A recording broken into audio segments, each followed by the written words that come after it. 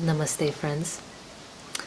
Go ahead and bring your attention to your solar plexus above the navel center, about 2 to 3 inches.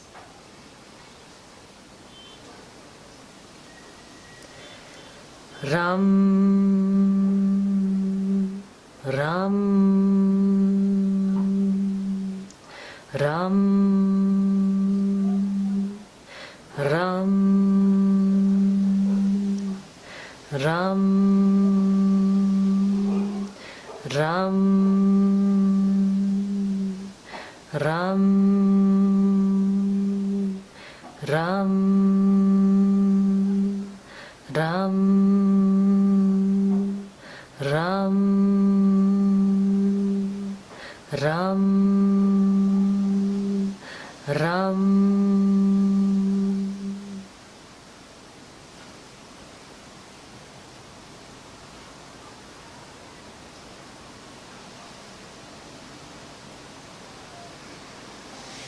Ram, the Bij mantra, the seed sound of the Manipura chakra.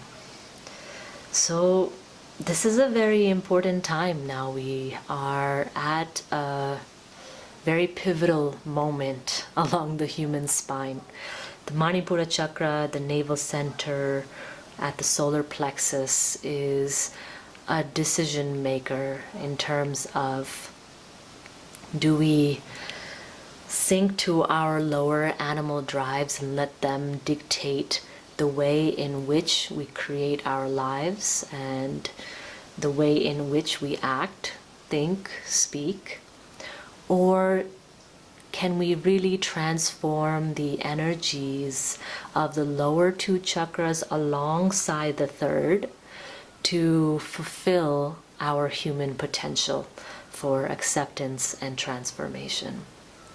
In Tantra, the Manipura chakra is a very important chakra. So many of the practices are related to the Manipura, right?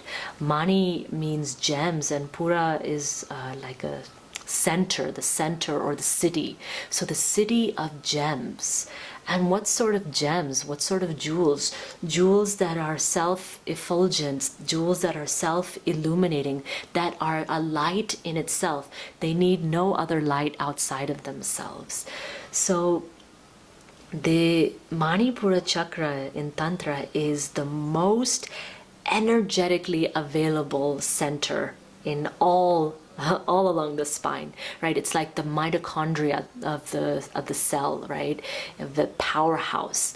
And in Tantra, it's said that the Manipura chakra is the home of Prana Shakti. Prana Shakti is that prana which is available to us, which we can use and direct for our own healing and transformation. If you remember, the Kundalini Shakti in the Muladhara is the Shakti that is dormant, sleeping, coiled snake, withdrawing within itself, waiting for that moment of awakening, waiting for that moment when Muladhara is strong, when the rest of the chakras and the spinal column can support the outflow of an intense amount of energy.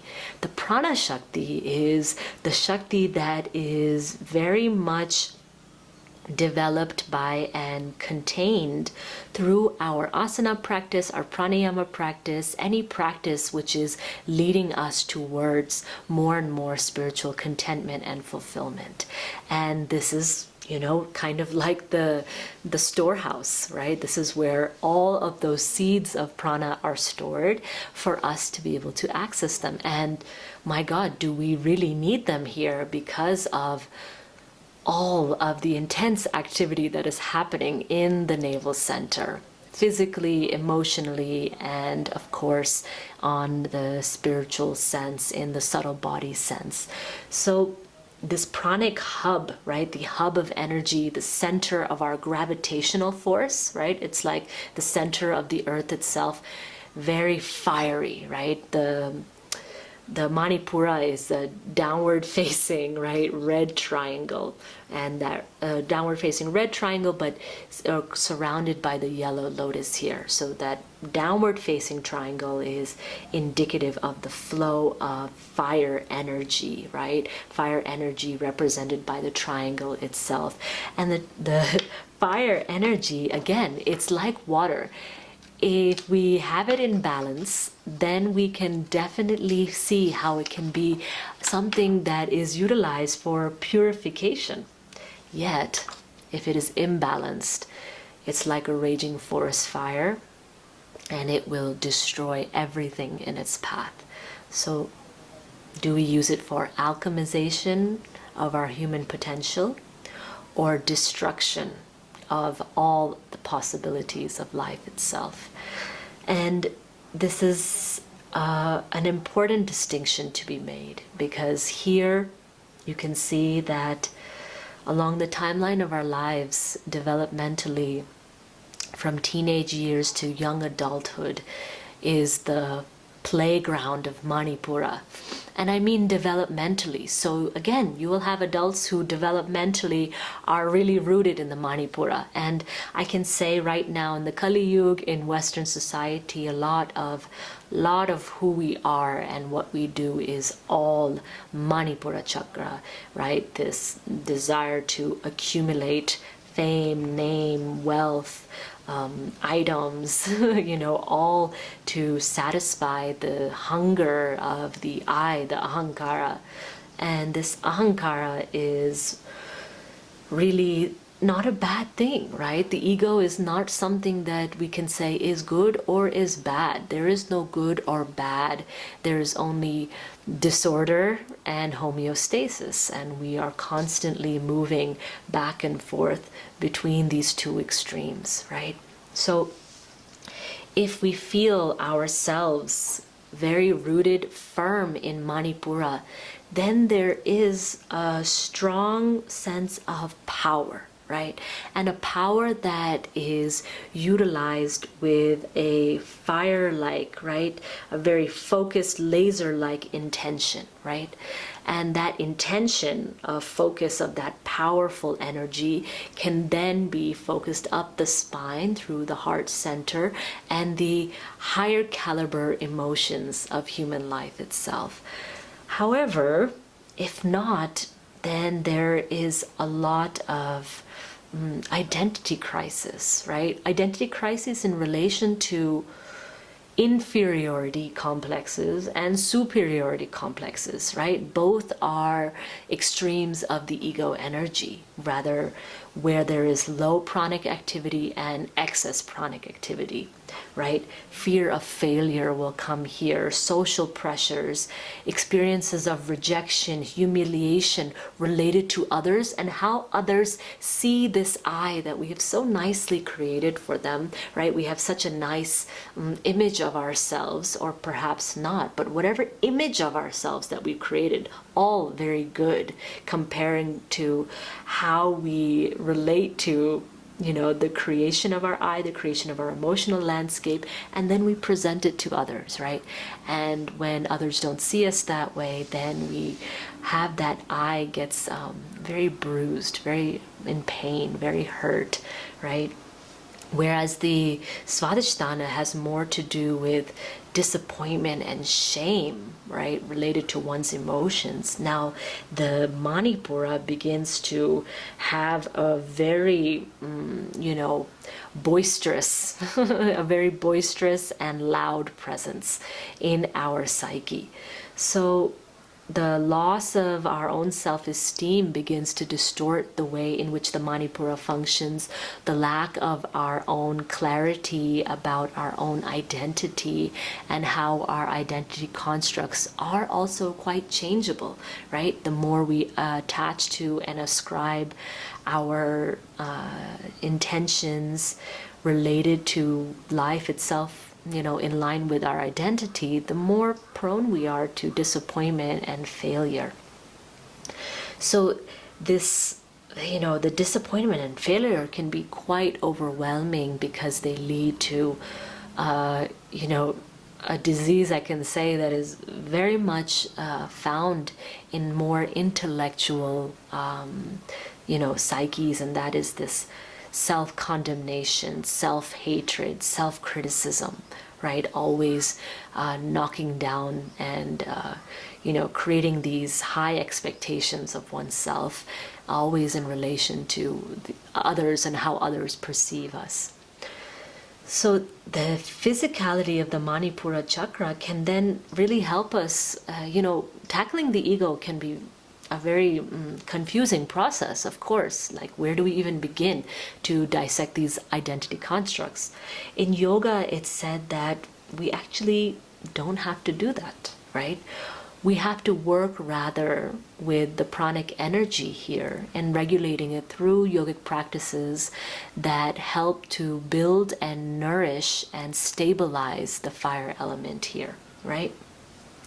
So the Manipura related to our what we see, our sight, how others see us, all of these things are the exchange between outer and inner, constantly moving back and forth to form the identity constructs here.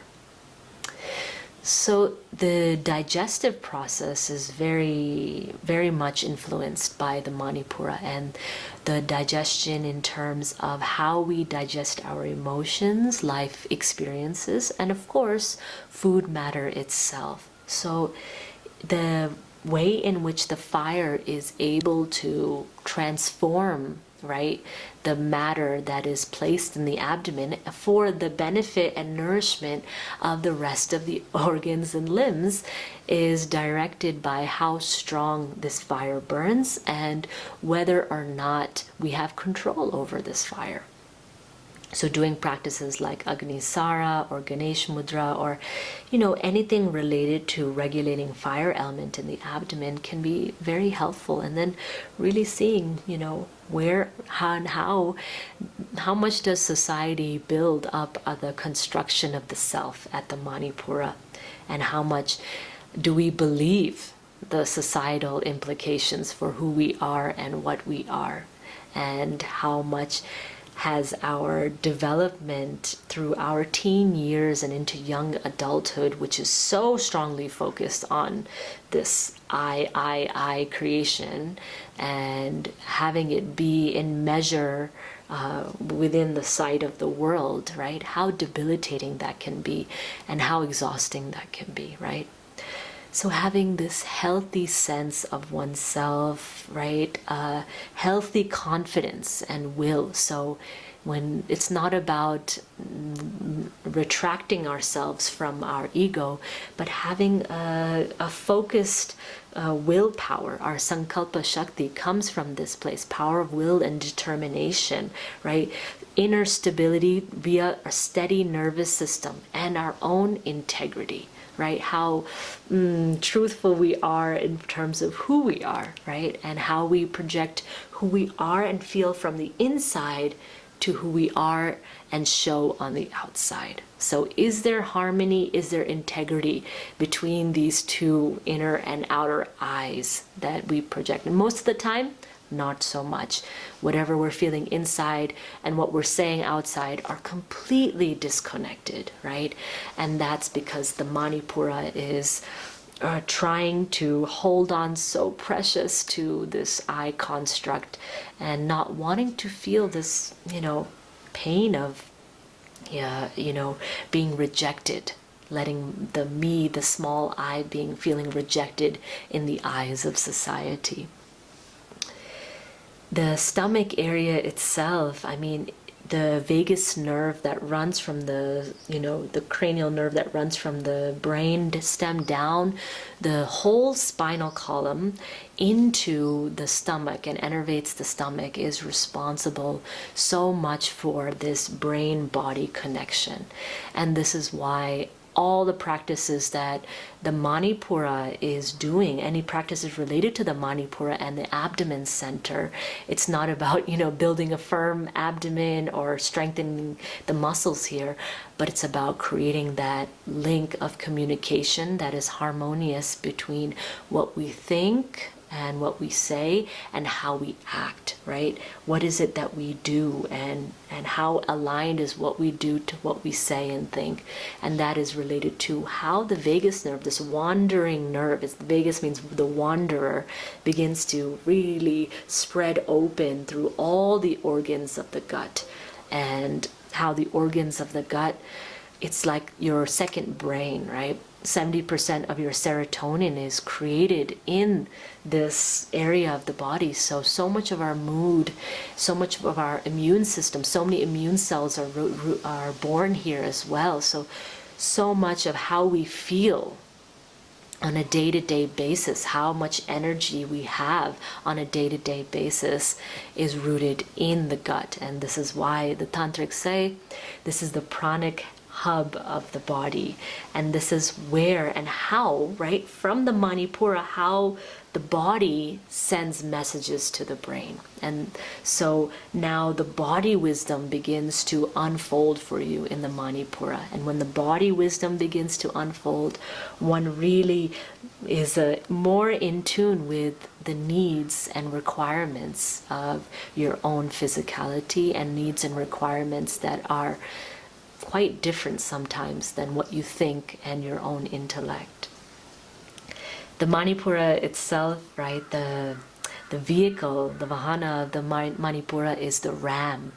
And the ram, of course, with its giant horns and very proud chest, it's again so indicative of, the power and the vanity that can also be a distortion of the Manipura. So one, again, has to be so careful, so thoughtful about how one is moving through the world, and really keeping in mind these animals, right? The elephant of the Muladhara, the Makara, the crocodile of the Svadhisthana, the ram of the Manipura.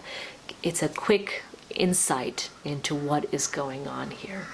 So take your time. Again, this is a place where one can start to really build confidence in one's practice. So the practical aspects of the asana and pranayama will yield strong fruits here, and will yield a lot of fire and power. Fire in the form, right, there's heat and light. So in the form of light, it begins to illuminate and show you the way further up towards the higher consciousness layers of the heart center and beyond.